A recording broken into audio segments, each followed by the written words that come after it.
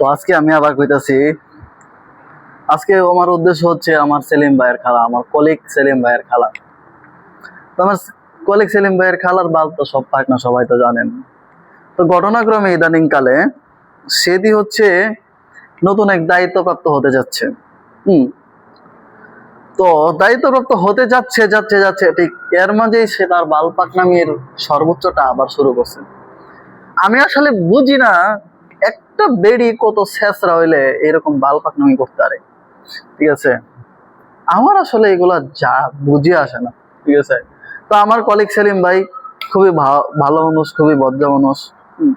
কিন্তু হেতির খালা যেন ইয়ে তো কি কমু বালপাক না, আমি আসলে কল্পনা করতে পারি না।